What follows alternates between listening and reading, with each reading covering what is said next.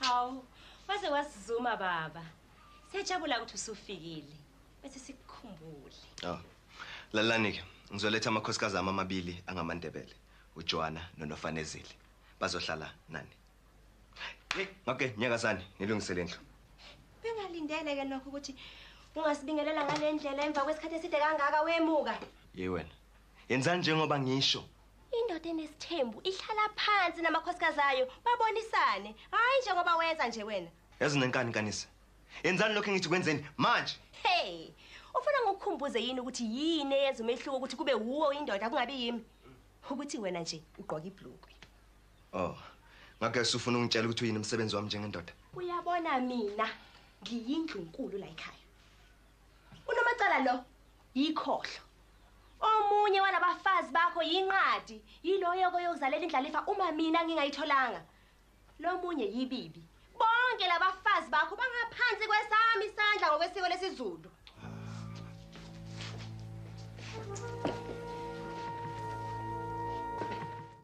Hey everyone, welcome back to the channel. Today we're diving into a fascinating and often controversial topic, the rise of polygamy culture in South Africa. From popular TV shows to political figures and religious practices, polygamy has become a significant part of the cultural conversation. So let's break it down. What's driving this trend and what does it mean for modern South African society?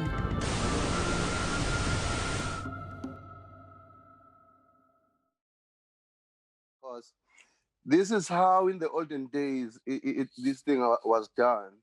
A woman would see responsibilities piling up in a household because in the olden days there would be palaces, not what we have today. So a woman would say, hey, is it possible that I speak to that amazing woman that I've seen to join us in this household as a second wife because the responsibilities have piled up? And then this thing will be taken to, the family meeting, and then it will be resolved, and then the woman would be married. So now things got changed over the years. Some experiences on men's side when they just see any woman they love and they want to marry them. And then that's not how polygamy is done. Of being a polygamist at a young age. At some point I started, I think at the age of 23. So immediately after that, I realized that there was so much stigma and controversy around polygamy. You see, people were not very much clued up as to why you would want to lead such a life. I started by writing a book called Life and Polygamy. I also realized that as much as people had interest in the life itself, but they didn't want to read, I had then in 2013 persuade my wives to agree that let us have a reality show around our lifestyle. But it was not an easy thing because they didn't agree at the time. They only agreed in 2016. So when they agreed, I took it upon myself that I make sure that we then get an opportunity in one of the channels that we produce and tell our story. So that's what has happened. It was never anyone else's initiative, but it was our own initiative that we wanted to correct and tell the real story. Polygamy has taken center stage in South African media with reality shows like Uthando Nesthembu and Mnakwethu showcasing the lives of polygamous families.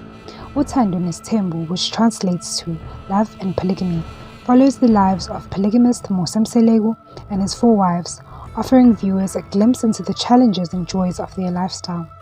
Similarly, Mnakwethu explores the process of men introducing the idea of polygamy to their first wives, often sparking intense emotional reactions. These shows have sparked both fascination and debate, making polygamy a hot topic in South African households.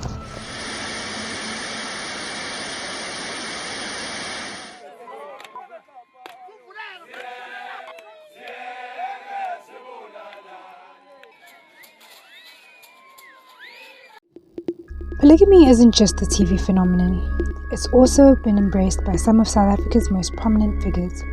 Former President Jacob Zuma, for example, is a well-known polygamist with multiple wives.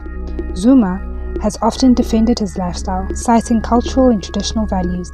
His public embrace of polygamy has brought the practice into the national spotlight, sparking conversation about its role in modern South Africa.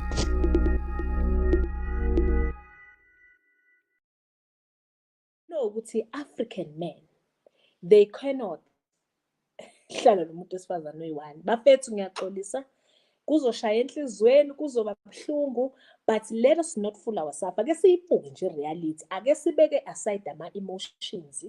Ake sibeke aside ukuba personal. Let us not personalize Isthembu. Let us not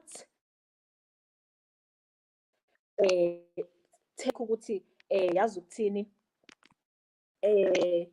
manje uma ngabe usufind out ukuthi unomunye umuntu esifazane usuyopersonalizer.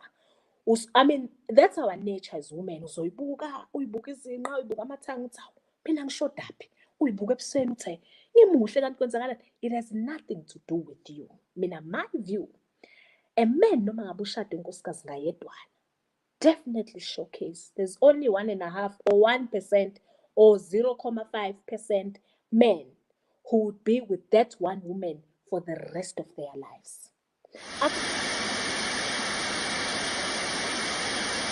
So, what does the law say about polygamy in South Africa? Well, it's complicated. Polygamy is legally recognized under the Recognition of Customary Marriage Act of 1998, which allows men to marry multiple women under customary law. However, these marriages must be registered and all parties must consent. While this legal framework aims to protect the rights of women and children in polygamous unions, critics argue that it can leave women vulnerable to inequality and exploitation.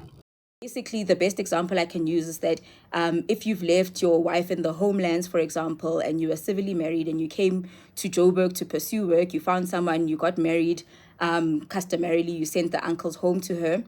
In the event that you die and the first wife comes to the city looking for your stuff at work and whatever, she's just going to produce her marriage certificate. And if that marriage certificate says she's in a civil marriage, then anything that you've done with the second wife is invalid. So even if you guys have built houses together and you were together for 15, 20 years, that second marriage is invalid because there was a previous civil marriage which existed, which wasn't dissolved. And if she gave me permission? But even if she gave you permission, if it's a civil marriage, the law doesn't allow that.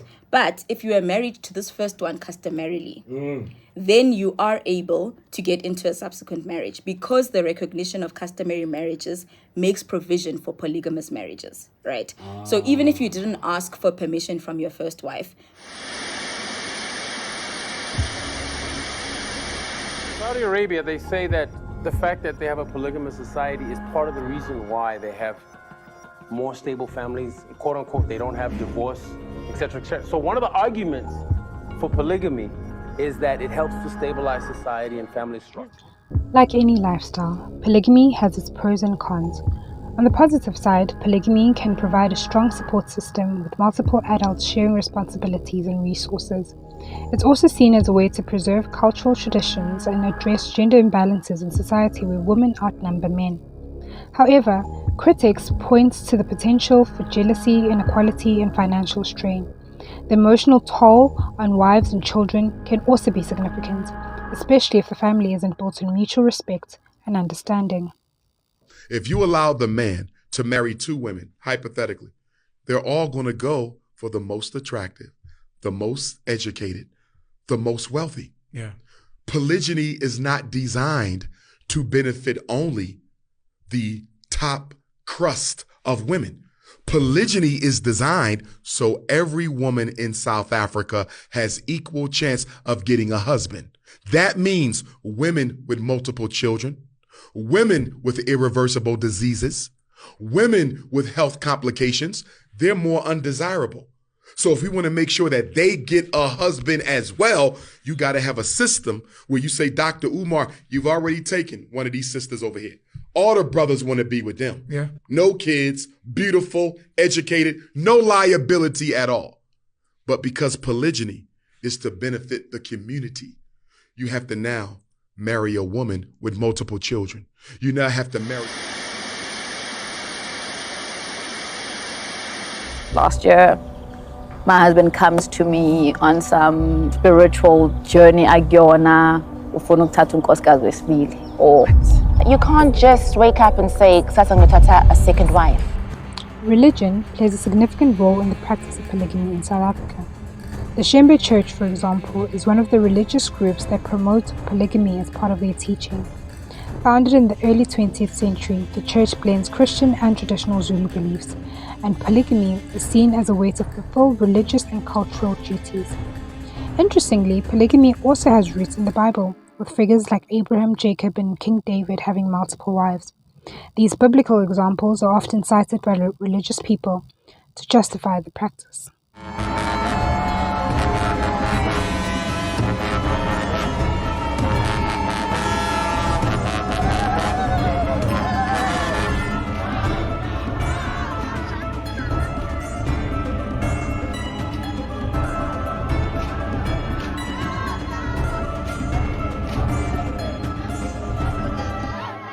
Thanks for watching, and don't forget to like, share and subscribe for more deep dives into the world of social media and culture. See you next time.